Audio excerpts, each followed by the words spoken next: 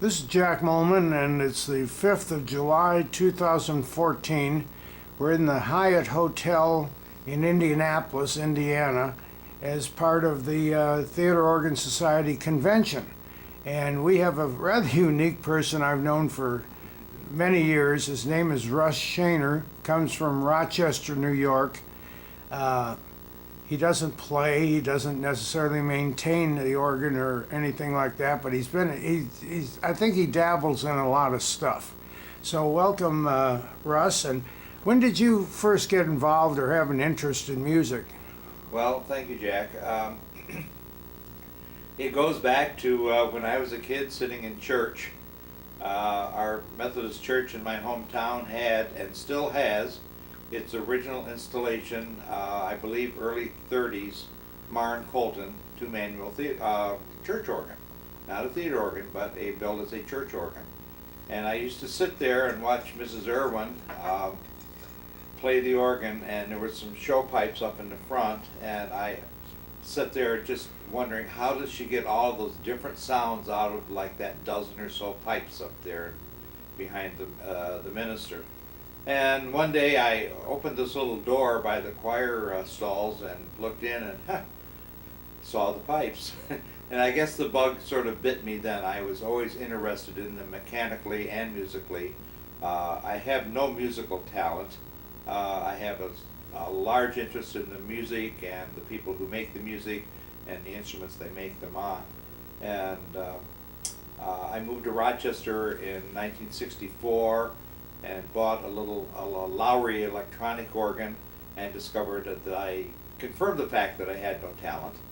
And then I discovered the Wurlitzer at the auditorium right around that time, around 1964, 65. I read in the paper there was a concert there and that they had gotten the organ going. And I went, and shortly thereafter they announced that the theater was going to come down, so I thought, I'm not going to pay $10 to join this organization if it's going to go under because of the organ's going away. But the club bought the organ, moved it to the auditorium theater, and I got involved, and I guess the rest is sort of history. I've been president, I've been program chairman 2 or 3 different times. I have it back again. I'm listed as the head of maintenance, but I tell everybody I'm sort of the titular head of maintenance. I say, go tune this, go fix that, and the guys run up the ladders. So I don't do an awful lot of the physical work on the organ anymore. I have done work. I'm certainly not a trained expert, but I'm fairly mechanical, and I've picked up a lot of it. Okay, now this is the organization you're talking about. It's the Rochester Theater Organ Society. Right. The Rochester Theater Organ Society was founded in August of 1964, and then in the spring of '65 they announced the theater was coming down, and the club managed to raise money through bake sales and sales of stocks, shares of nostalgia it was called. For $10 you could buy 10 shares. And they raised enough money to purchase the organ and pulled it from the clutches of a organ broker who wanted to buy it and sell it for parts. And we, before I was involved, they removed the organ from the RKO Palace and put it into storage for a very short period of time, and then made arrangements with the Masonic organization to install it in the 2,500 seat auditorium theater, part of the Masonic complex. And it replaced a 1928-29 Skinner organ, which went to a church where it is still very happy to this day. And we put the organ in the auditorium, and we have been producing shows for 50 years. We celebrate our 50th anniversary next month. Now, what is the organ? The organ was originally a 421 special. Wurlitzer. Wurlitzer, yes, I'm sorry. Wurlitzer 421 special. It was specified by Tom Grierson, who was a local organist, and he played several different theaters, and when the theater was being designed and being contracted for, he was hired to be the organist and to specify the organ.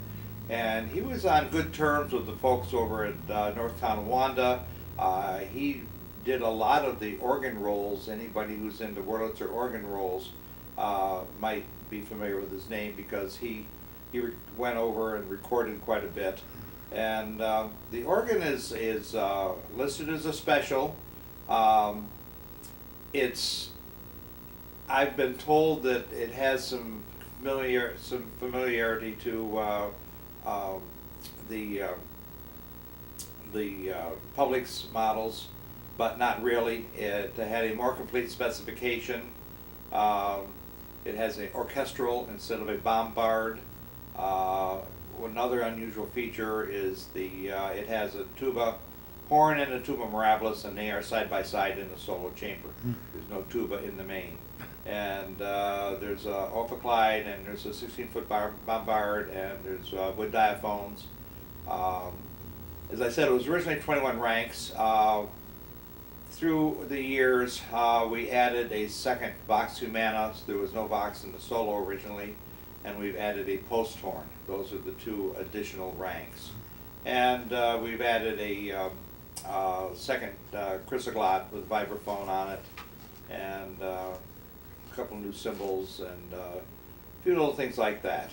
We've replaced the original relay with a Zetronic system, with which we're very, very happy.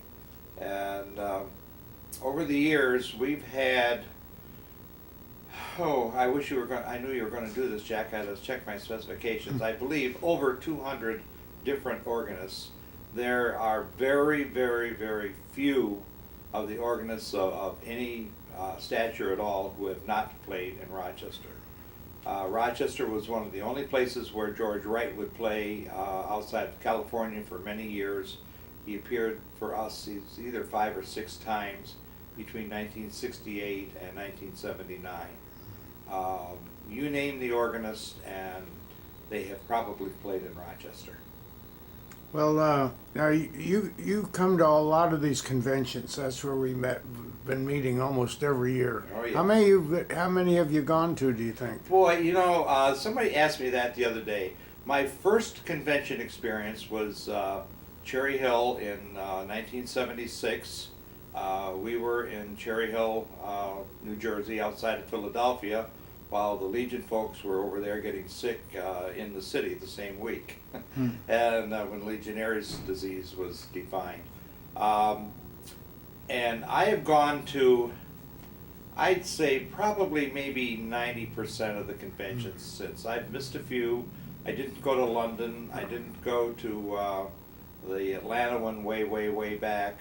I didn't go to the New York convention, and I think there was an earlier Seattle one that I did not go to.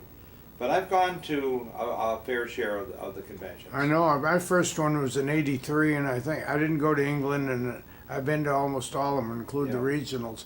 One thing that I was always impressed in, whenever we had the membership meeting and members forum here at the convention, Russ Shaner always has something to say, and it's been very thought-provoking and useful information, and some things that you've said have actually helped the management, if you will. What do you think about that? Well, I get a kick out of it. Every time I stand up at the board meeting or the members forum, I can just see the faces of the board go ashen. Yeah. Expecting the worst. I didn't have anything to complain about today. They say, "Oh, here he comes again." Yes. Oh God, it's Russ. No, I think over the years the ATOS has done a terrific job of promoting the theater organ. RTOS is not a chapter.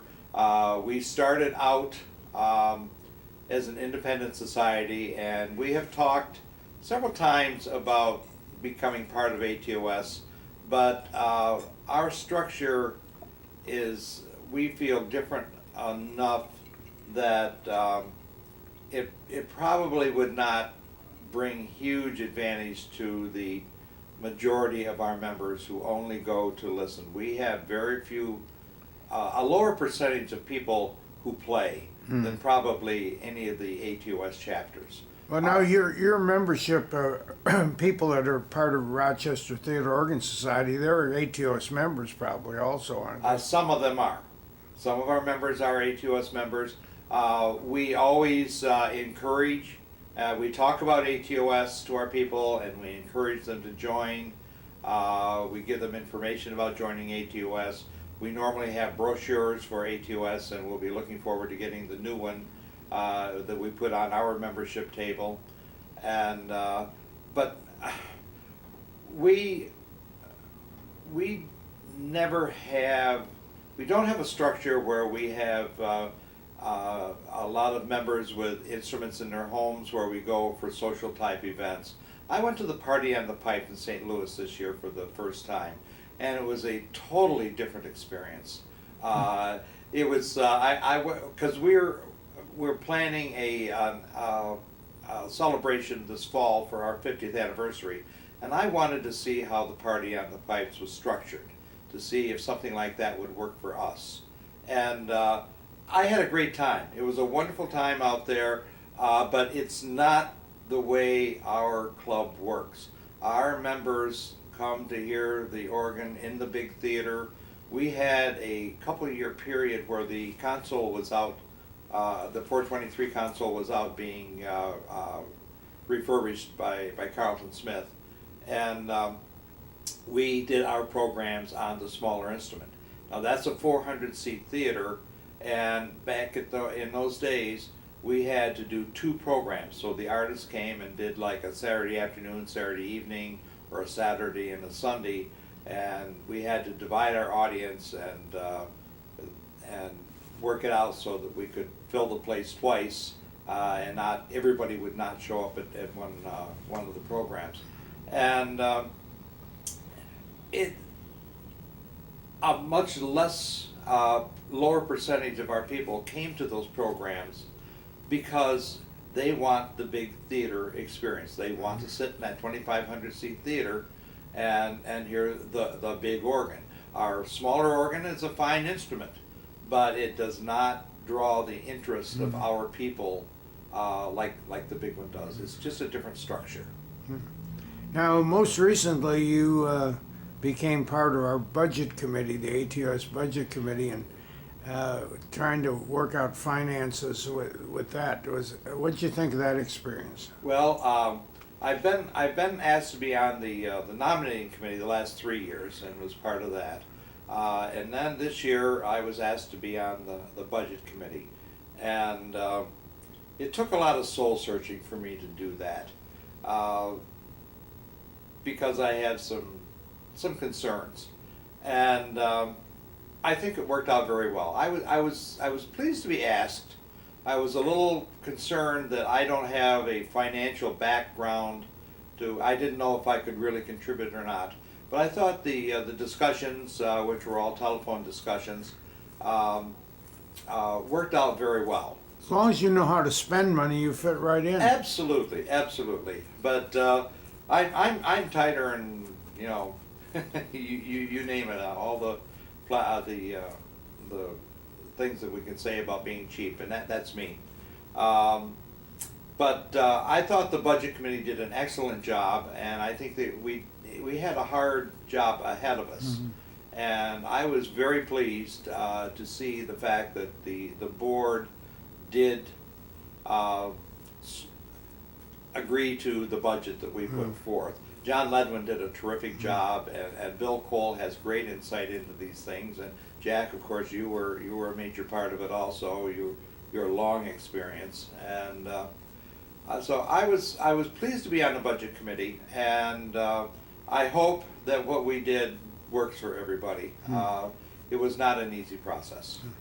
Well, we want to sort of close this down, and the people that watch these videos that we're doing, we don't know who they are. Mm-hmm. I mean, this is on YouTube usually, where we file them, and people may be looking for something about Russ Shaner, but they might just find you by accident.